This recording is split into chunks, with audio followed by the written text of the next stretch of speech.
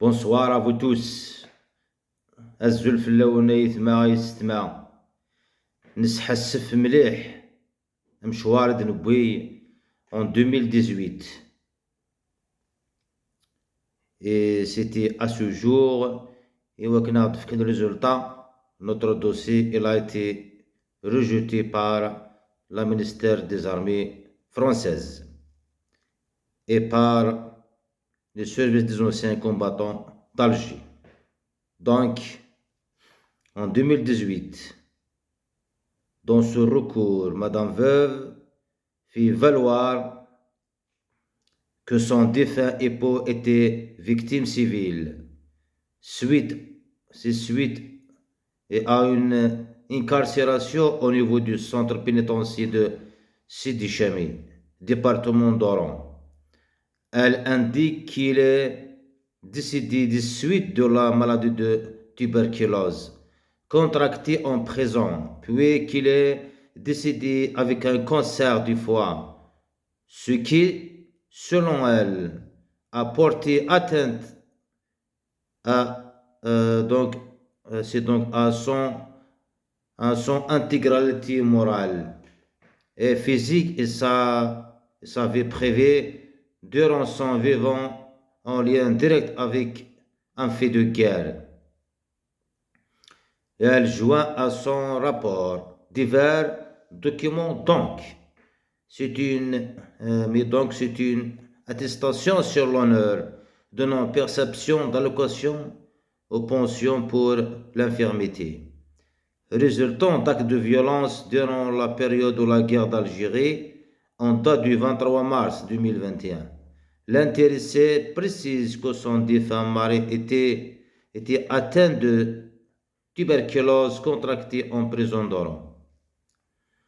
Une lettre, c'est explicative, rédigée le 28 novembre 2019, dans laquelle l'intéressé indique qu'elle s'est présentée au service des archives de l'hôpital de Ben Msous, situé à Chiraga, d'Alger, pour solliciter une attestation afférente au dossier de son époux décédé le 1er janvier 1999, mais que ses services refusent de lui délivrer tout éventuel protocole médical, compte tenu de l'ancienneté de ses archives.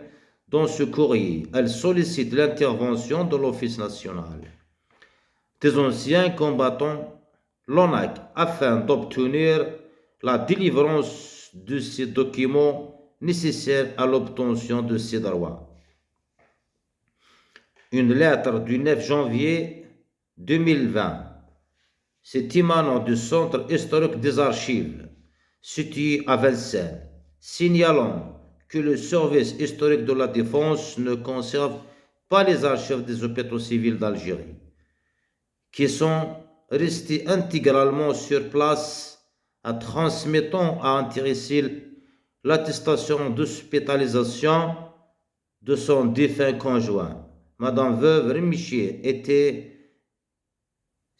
Madame Veuve Rémichier s'était invitée à déposer sa requête auprès de ses services administratifs algériens concernés. C'est-à-dire la ministère des Moudjahidines.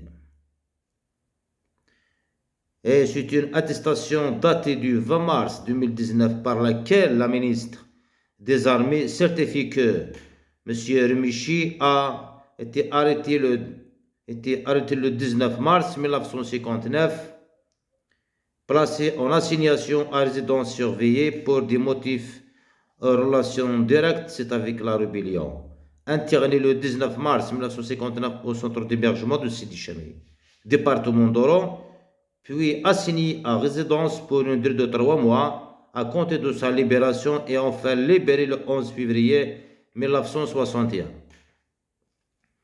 Une note établie le 31 janvier 1961 par le préfet, directeur du service central des centres d'hébergement, indiquant qu'au cours de sa séance du 30 janvier courant, la commission d'examen des assignations à résidence a proposé la libération des hébergés se trouvant en traitement à l'hôpital de Ben Msous. un acte de notification rédigé le 1er janvier 1961 par le directeur de l'hôpital de Benimsus d'Alger, pavillon des tuberculeux, et notifiant à M. Remichi Saïd que la mesure d'assignation à résidence dans un centre d'hébergement prise à son encontre le 29 avril 1959. C'était par arrêté numéro 10-195-CCH était levé et qu'une mesure d'assignation à résidence à son domicile situé à Bahalil, affaire Tizi Ouzou, était prise à son encontre pour une durée de 3 mois à compter de sa libération.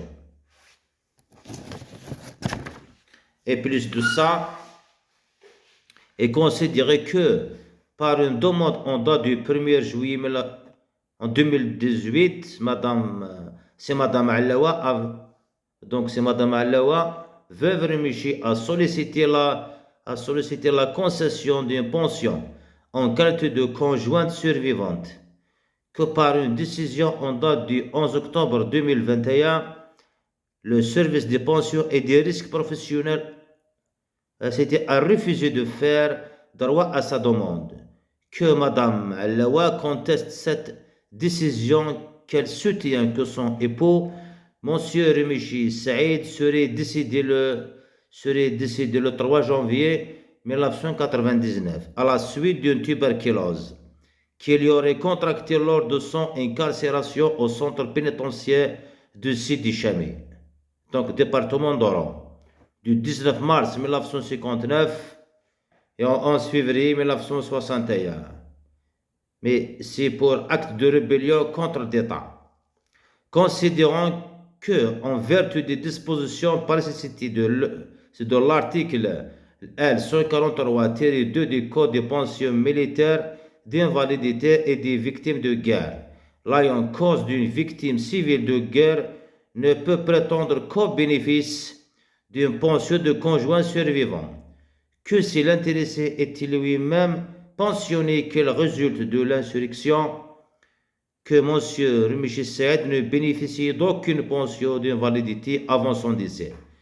Le 23 janvier 1999, que dès lors, sans qu'il soit besoin de se prononcer sur les causes du décès de M. Remichi Saïd, sa veuve, Madame Allawa, n'est pas fondue à demander la concession d'une pension en qualité de conjointe survivante, considérant qu'il résulte de ce qui précédait qu'il y a lieu de rejeter le recours présenté par Madame Allawa. Décider. Le recours, et donc décide, le recours administratif préalable obligatoire formé par Madame Allawa, veuve Remichi, est rejeté.